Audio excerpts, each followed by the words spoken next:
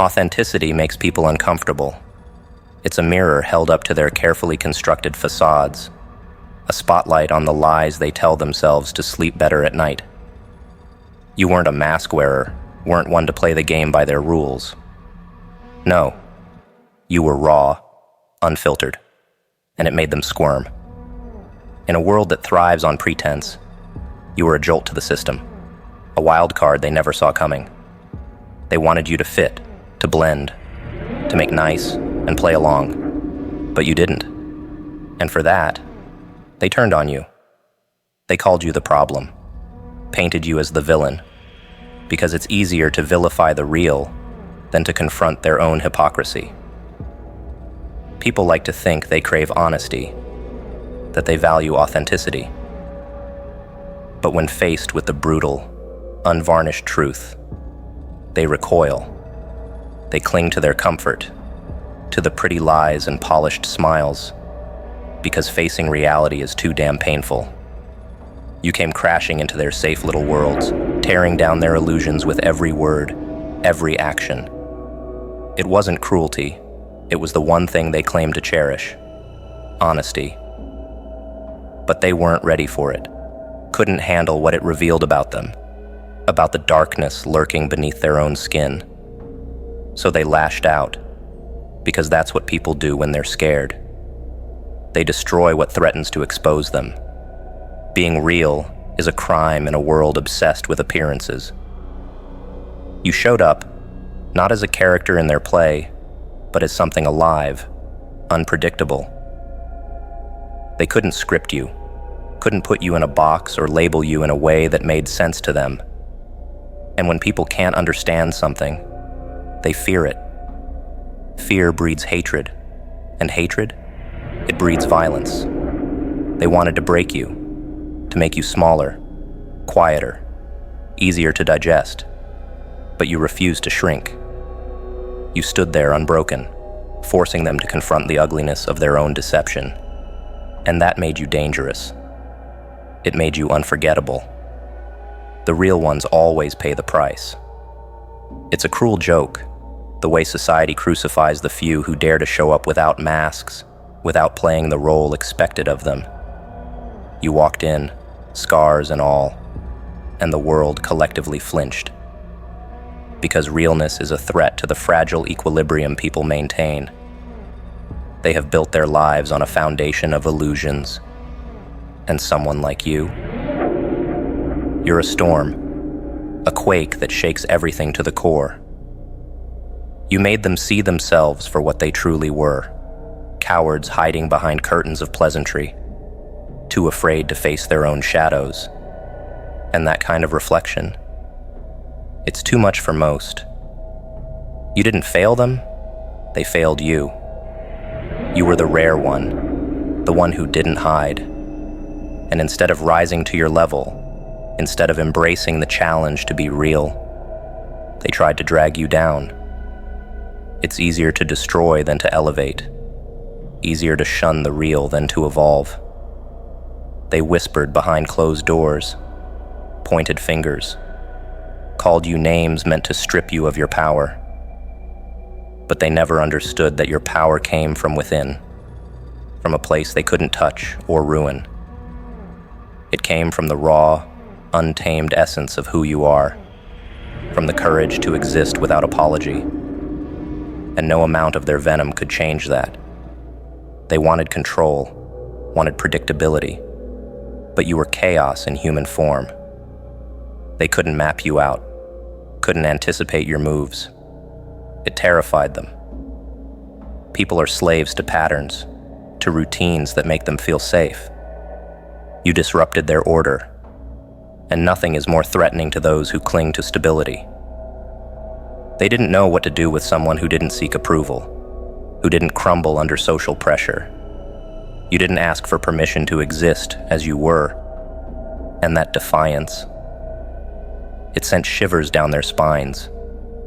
They wanted to erase you, not because you were wrong, but because you exposed just how wrong they had always been. The world needs the real ones, even as it tries to erase them. The real ones make people question everything, make them wonder why they're living half-lives filled with half-truths. But it's a paradox, isn't it? The very thing people need most is the thing they reject. It's a game as old as time, a dance of fear and denial. You were the catalyst, the one who made people uncomfortable in their own skin, and they couldn't stand it. But that discomfort, it was a gift, a chance for them to wake up, to stop pretending. But gifts like that are rarely appreciated, often destroyed in a fit of rage or confusion. Realness carries a burden, a heavy crown of isolation and misunderstanding. People don't like what they can't control. And you? You were untamable. They dressed up their insecurities as moral outrage, tried to paint you as the villain in their story. But deep down, they knew the villain wasn't you. It was their own cowardice, their refusal to be anything but a hollow shell. It's why they turned their backs, why they cast stones and whispered slurs. Human behavior, what a tangled web it is, driven by three relentless forces: desire, emotion, and knowledge. Desire, that ravenous beast, always hungry, never satisfied. It pushes us forward, leads us to create, destroy, fall in love, or burn the world down for a taste of something we crave. Emotion, the storm, the chaos we can never quite tame. It takes the rational mind and drowns it, whispering wild ideas into our ears, making us dance to rhythms we barely understand. And knowledge, the cruelest of them all. It's supposed to be our savior, our guiding light. But more often than not, it's a double-edged sword. We know, but we act anyway, heading straight into ruin as if drawn by some twisted magnetic force. Imagine that. The only creature in the universe that can see the future, that can hold visions of what's to come, and still choose to walk into disaster. We predict our own heartbreak, see the pitfalls, feel the edge of the cliff under our feet, but we leap anyway. It's a paradox, an unsolved riddle that drives philosophers mad and leaves the rest of us tangled in our own foolishness. Why do we act against our own interests, sabotage our own dreams, and make fists when our future is cradled in the palms of our hands? Desire blinds us, emotion corrupts us, and knowledge taunts us. We are slaves to our own complexities, bound by instincts and logic that are always at war. Maybe it's a love affair with chaos. Humans don't want peace, not really. Peace is dull, a steady heartbeat that doesn't thrill, doesn't ignite.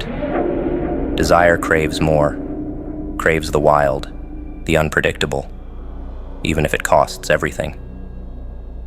There's a twisted satisfaction in standing at the edge, feeling the pull of the void. The brain, clever as it is, knows the outcome.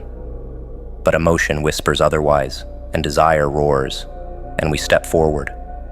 We make the same mistakes, live the same tragedies, fall into the same traps, as if learning from pain is a lesson we refuse to master. The brain shows us the future, but our heart chooses to ignore it, hungry for experience, for sensation, for something real, and realness. Now there's the ultimate prize. People crave it, yet fear it, run from it even as they chase it. Because realness doesn't come wrapped in safety. It comes dripping in danger, in uncertainty, in choices that can shatter or elevate. Holding your fate in your hands is a power few truly understand. Most crush it, squeeze it too hard, let it slip through their fingers.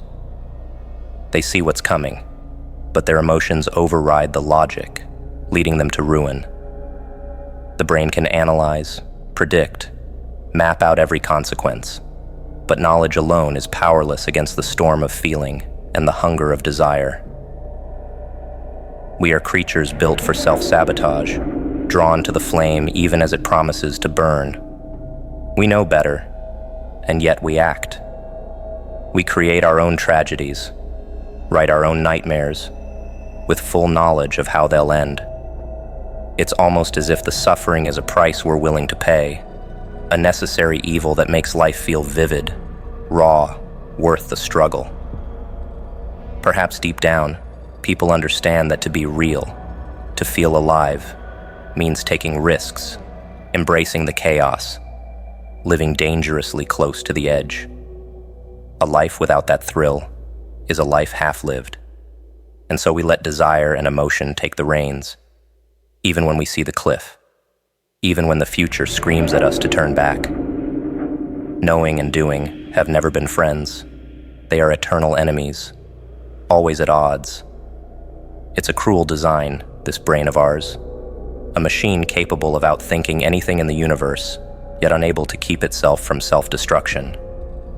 We are fortune tellers of our own doom, and still, we dive in head first. Maybe it's the thrill, the addiction to drama, the love of the unpredictable, or maybe it's that realness is so hard to come by that we'd rather live dangerously, even recklessly, than live a life devoid of feeling. We make fists with our own futures, clenching tight until we break what we were meant to protect. There's a darkness to it, a twisted elegance, a reminder that logic isn't the god we think it is. The heart and the hunger will always find a way. But here's the irony. Those who manage to balance all three, desire, emotion, and knowledge, are the rare ones who get it right. They are the real ones, the untouchables, the legends who walk the world with a kind of grace that feels almost supernatural. They know what they want. They feel deeply, but they also understand the game. They don't make fists. They open their hands and hold their future with care. It's a balancing act, one that few can manage, but those who do, they are forces to be reckoned with. They live without regret, move with precision, and bend the world to their will. The rest of us, though, remain tangled in the mystery. We burn, we ache, we learn, but only sometimes. We get glimpses of clarity, moments where we understand, but then desire blinds us, and emotion drags us under, and knowledge just stands there, laughing in the corner, a useless witness to our downfall. Life is a game of choices, and we are terrible players, often losing even as we predict our own demise.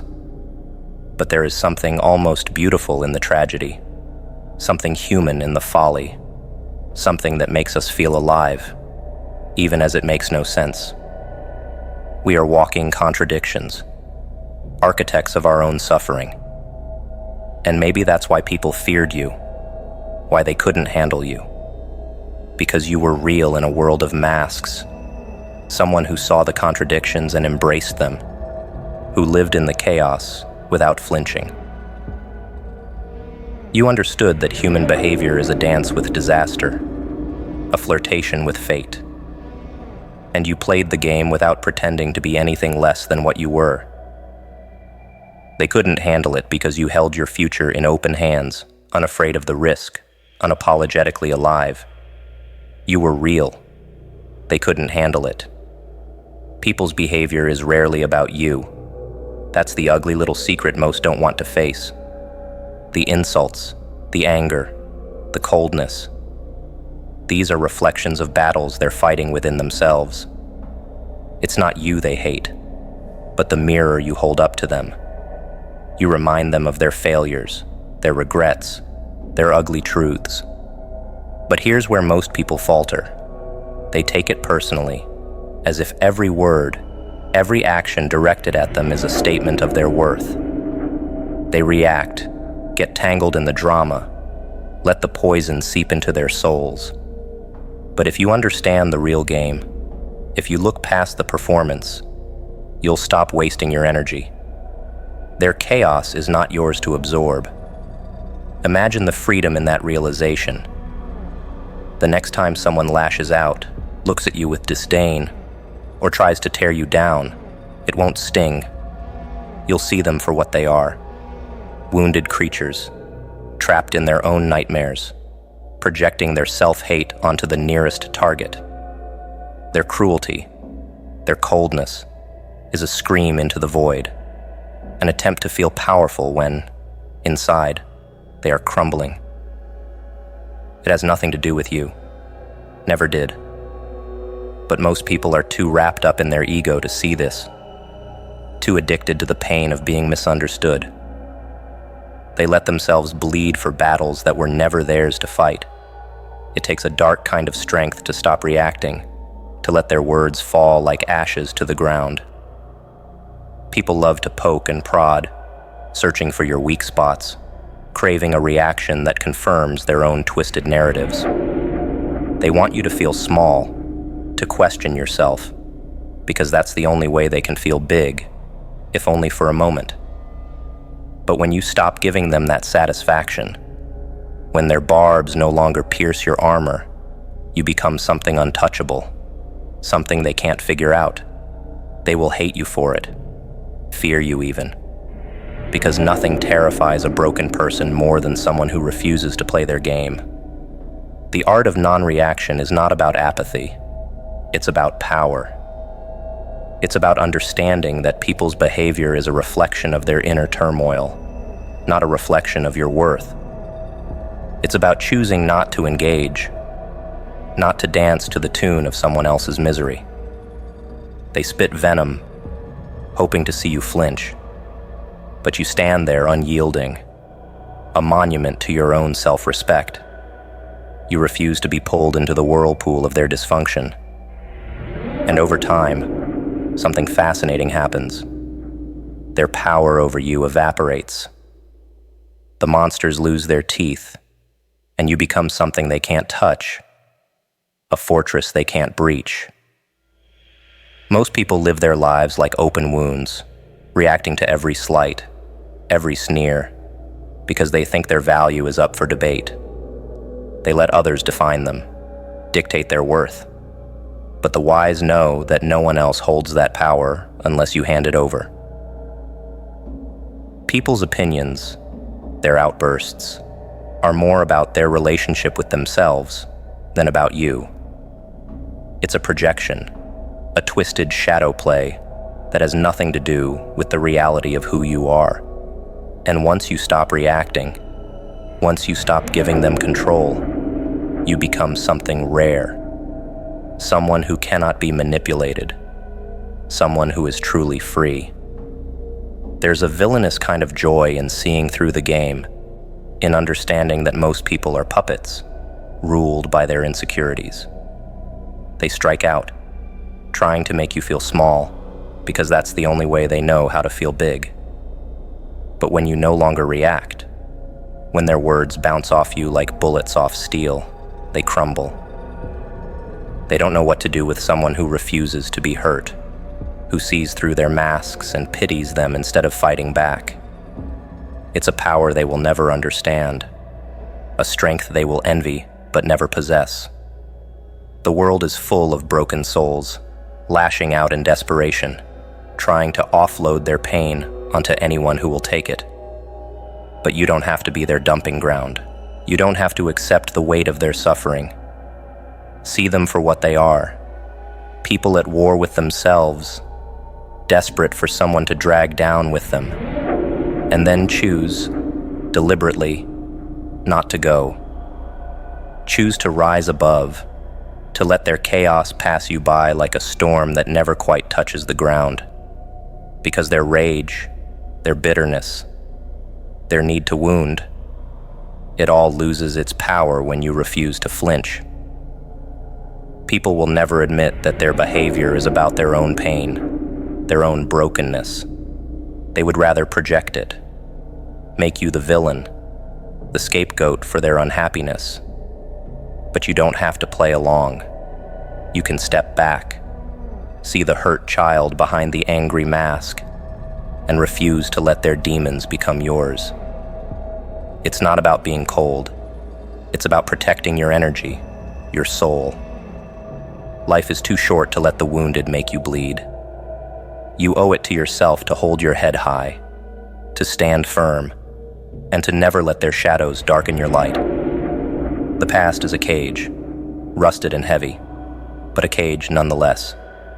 It clings to you, whispers in your ear, trying to convince you that you are nothing more than a collection of your worst mistakes, your deepest failures. People love to define others by their history, to hold them in place like insects pinned to a board. They point to your scars, your regrets, and say, "This is who you are." But what if you refuse to play that game? What if you made a pact with yourself, right here and now, to rip out of that cage, to let the past fall away like dead leaves? Sometimes breaking free isn't about erasing the past, but about outgrowing it, becoming something that can no longer be contained. All the hard work, all the suffering, all the sleepless nights, they change you in ways you don't even realize at first. The greatest reward isn't what you get, it's what you become. It's the transformation, the hardening of your spirit, the fire that now burns in your eyes. Pain shapes you, molds you, but only if you let it. Only if you use it as a crucible instead of a coffin. Most people never understand this. They let the past weigh them down, let it chain them, define them, control them. But the wise, the strong, they take that pain and wear it like armor, not a shackle. It's easy to stay the same, to keep living as a ghost, haunted by what could have been, by all the wrong turns and dead ends. But staying the same is a slow death, a kind of misery disguised as comfort. To shake things up, to truly become free, is an act of rebellion. It's a middle finger to everything that tried to break you, to every voice that said you weren't good enough. Be free, not in the gentle fairy tale way people dream of, but in the raw, dangerous way that terrifies the world. Be free in a way that makes people uncomfortable, that makes them question their own chains, their own complacency. Being yourself isn't the cliché everyone makes it out to be. It's a risk, a gamble, because the world has always hated the ones who dare to be real, who refuse to conform. Sharing who you are, unapologetically, is a dangerous act. It exposes you, leaves you vulnerable, but it's also the only way to live. Otherwise, you're just another mask wearer, another shadow, another ghost haunting your own life. Being free means being willing to lose, to stand on the edge and know that you could fall, but to jump anyway. It means owning your power, your flaws, your darkness, and daring anyone to judge you. Most people are too scared to shake things up. They stay in their boxes, their cages, because it feels safe. But safety is a prison, and the cost of staying there is your soul. The world wants you to behave, to keep your head down, to blend in. But what if you did the opposite? What if you made a scene, demanded to be heard, forced people to see you, to really see you? What if you broke every rule they tried to force on you and made your own? People will talk. They'll call you reckless, arrogant, even crazy. But that's the price of being free, of being real, and it's worth it. The process of becoming who you were meant to be is violent. It's not a gentle blooming, but a tearing apart. You shed your old skin, your old fears, and step into something raw, something new. It's painful, but it's also glorious. And once you've gone through that transformation, no one can take it away from you. No one can make you small again, can put you back into the cage you escaped from. People will try, of course. They'll remind you of your past, of who you used to be, hoping to pull you back down. But you've seen too much, become too strong. Their words are just echoes now, powerless to harm you. Being real, being free, means embracing the darkness inside you, the parts you once tried to hide. It means understanding that your value is not up for debate, that no one else gets to define your worth. Your past is a story, not a sentence. It's a chapter, not the whole book.